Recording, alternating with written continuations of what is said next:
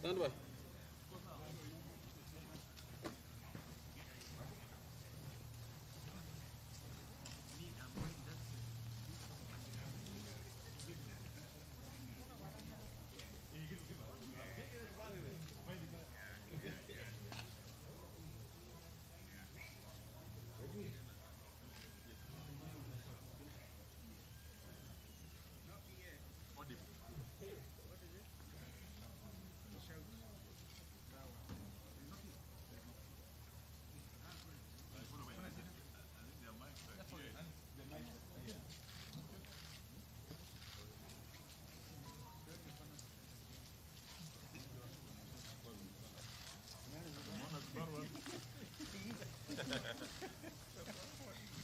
Naogopa Subaru sana. Iko shida. Subaru is not a very good model. They're spoiling a very good model of a car. Where is the area? Okay.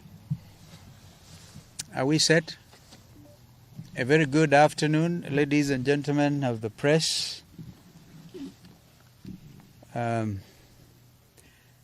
We are pleased to welcome you to this center and begin by giving apologies of two of our co-principals, three actually.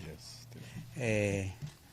The Right Honorable Raila ODINGA, Sister Mother Karua, and Wycliffe Ombetsa Oparanya, as well as Jakoya. In fact, we understand that Jakoya's home was raided, but he's out there in Western Kenya. So we will have a statement read by Governor Mwangi wa Iria, and if there be any questions, we'll take them. I'll be very pleased to take them. But thank you for coming. Thank you. And this is our joint statement. Genocide underway in Kenya. You need to shout. Genocide underway in Kenya. We meet here under very sad and traumatizing circumstances. A state-sanctioned genocide is underway in Luoland, particularly in Kisumu, Migori, and Homa Bay. A similar atrocity is also underway in parts of Nairobi, including Kibra and Mathare. In Kisumu, people are being pulled out of their houses and shot or crowbarred to death by police officers. In Migori and parts of Homa Bay, police are going into villages away from towns and shooting or crowbarring people to death. All the elements of the making of a genocide are present in the developments in Luoland. Victims are being dehumanized. There is organization. The attacks taking place are clearly planned. The people undertaking the destruction of the rules are clearly trained, whether they are police officers or goons. They are under a command structure and they are well resourced with arms they need. There is stigmatization and polarization accompanied by propaganda that the community is behind the nationwide protests. There is preparation, with perpetrators knowing when to attack, which area, and they are using what appears to be the adopted slogan of dealing with Luo once and for all. Very similar to Hitler's so-called final solution. The attackers are working hard to create fear in the community by parading armies, equipment, and weapons. Victims are identified because of their ethnicity. They are segregated into ghettos. They are being starved and their property destroyed or scattered away. Murders are taking place in ways that are deliberate and systematic campaign of violence. This crackdown has been concentrated in slums and other low-income areas of the county where the so-called hustlers, in whose name the interests the Kenya Kwanza regime claims to govern. We condemn the unacceptable and illegal massacre of the Ruto community, whose only crime is to participate alongside other Kenyans in protests against Kenya Kwanza policies. We condemn and demand an immediate end to the traumatization and profiling of the Luo community, particularly the children who are being made to pay a price they do not understand. The genocide underway in Luoland is not accidental. It is coordinated and premeditated. It is being coordinated by political and government leaders, both from the community and outside. But it is not just in Nyanza. In Mathare and Kibra in Nairobi, citizens were traumatized and tear gas canisters locked in their houses. A father who confronted police for hurling tear gas into his house, causing his child to faint, was manhandled and bundled into the police lorry like a criminal. His whereabouts remain unknown. Several people were shot dead at Cross Ridge by non-uniformed and uniformed police in Nairobi, Nakuru, Mlolongo, and Makwiny by police mainly in plain clothes, shot and killed citizens, a majority of whom were going about their daily business, and others lied at their places of work. Similar executions have occurred in Kisii, Busia, and Kericho, and elsewhere in Kenya, all in the name of stopping citizens to exercise their constitutional right to hold peaceful demonstrations. Much as Ruto tries to depict Azimio demonstrators as violent, it is evidently clear that our demonstrations are peaceful. And it is the police who import violence and use of excessive force into them. We remind all that whenever Azimio hold rallies and or demonstrations without police interference, they end peacefully without violence or distractions. The decision by police command to end peacefully without violence or distractions. The decision by police command to force access to homes is sharply and unnecessarily escalating tensions and costing lives. Inspector General of Police, Mr. Japhet Koome, and CS Interior, Professor Kithure Kindiki, must immediately withdraw police officers from people's homes and residential areas, especially now that there are no demonstrations. The developments in Nyanza take place against other equally worrying actions by the state. Both police and hired goons are trailing, arresting, and shooting people from vehicles with foreign number plates. In the 3-day demonstrations that ended last Friday, that was yesterday, South Sudan and Tanzania number plates were visibly deployed. This creates unnecessary tension and conflict between our country and these federal countries and our people against the people of Tanzania and Southern Sudan.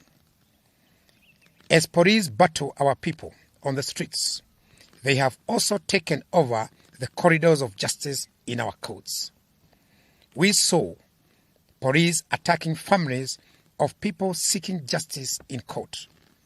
We saw Honorable Babu Owino being abducted and ferried away from court corridors after being released on bail.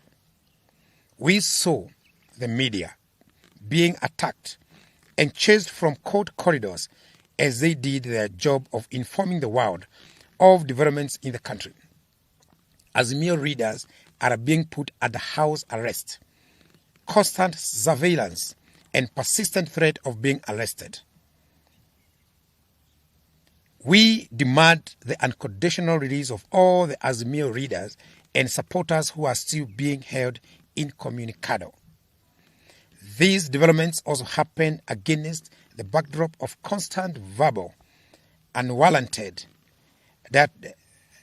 diatribe against Uhuru Kenyatta, the fourth president of Kenya, and Ruto's boss for 10 years from 2013 to 2022 August. The withdrawal of security of his mother, Mama Ngina Kenyatta, the attack on his son, Jomo, by uniformed police, claiming to be police, and the attack and vandalization of the Kenyatta family Northern's farm.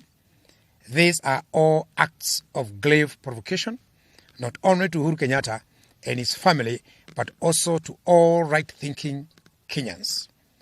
Clearly, Ruto has, for all intent and purposes, suspended the Constitution of Kenya and is following his whims.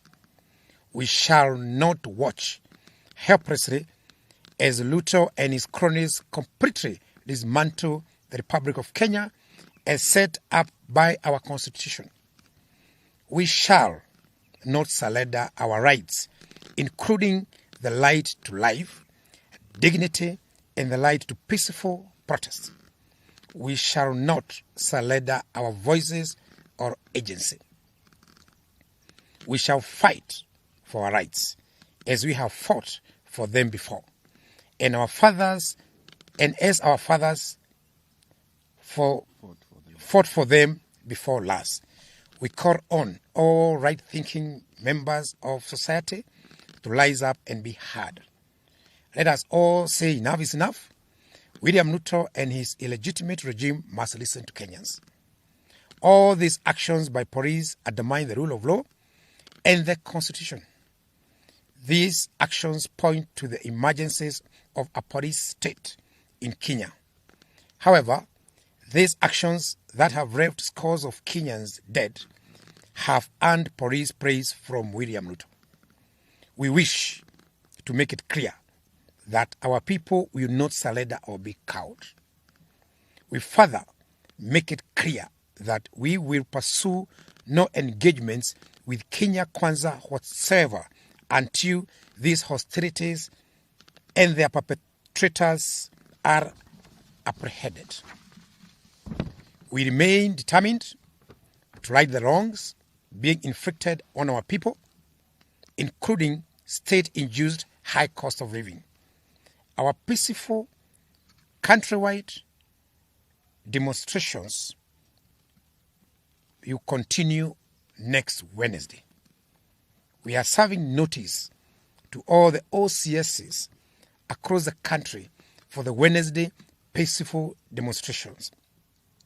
In the meantime, the signature collection, which now starts at 8 million, continues. Thank you very much. Asante sana. That's good.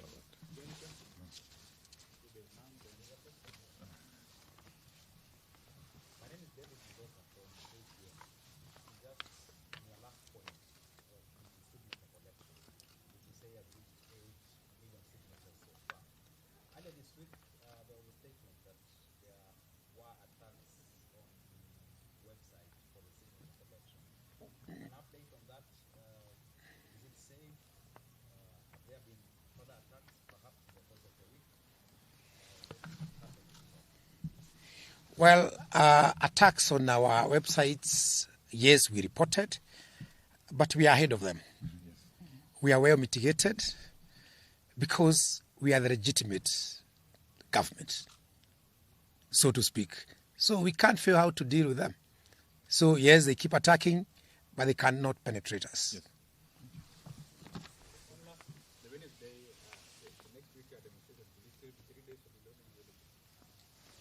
The demonstrations will be on Wednesday. We have said it will be one day on Wednesday, from 6 o'clock to 6 o'clock.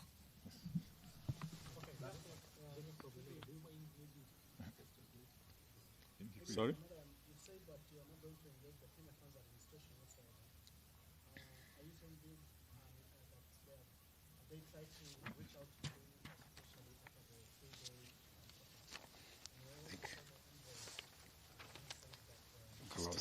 Steve can do that. Well, thank you, Steve Leto. It was reported that ambassadors, actually 4 of them, the American ambassador, Meg Whitman, the British Chargé, and the Danish ambassador, as well as the representative of the United Nations community in Nairobi, in fact at UN offices, the very high ranking,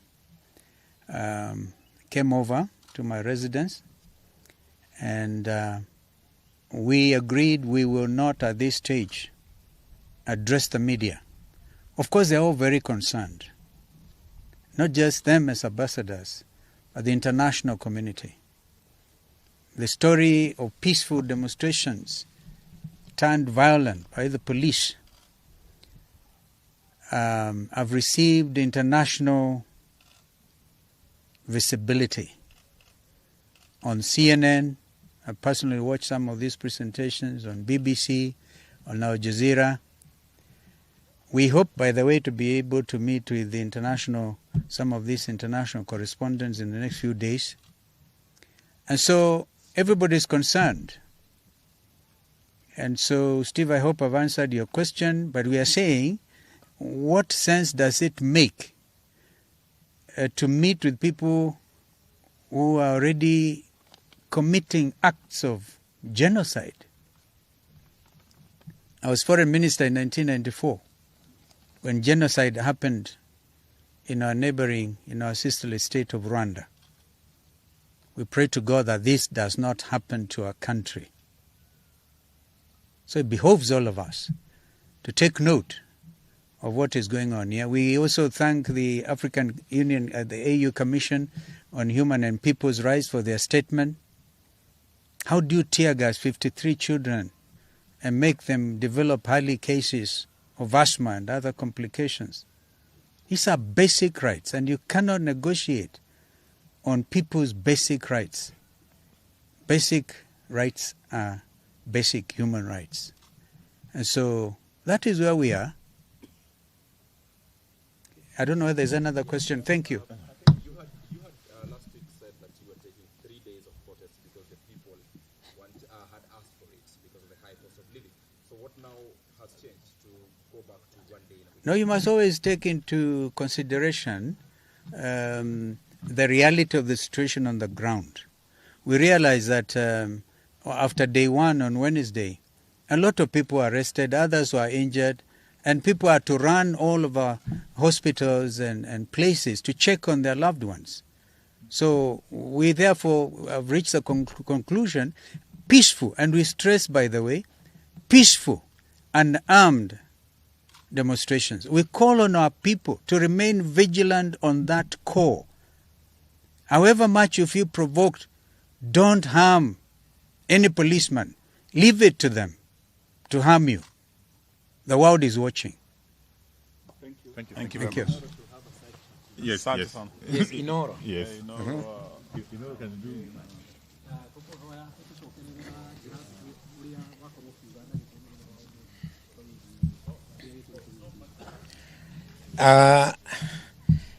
Gwiciria umuthi ni thiko ya kana umuthi niguo muthenya wa mbere kuma thiko iria ithatu cianĩrĩirwo cia maandamano na maandamano macio twetirie maandamano ma thayo na tutegwire ni tugathie na mĩcinga twaugire ithuĩ tugathie tururungane tuge andũ itũ marahinyĩrĩrĩka nao magĩtwĩra nao magatũtũnga na mĩcinga ithuĩ tukiuga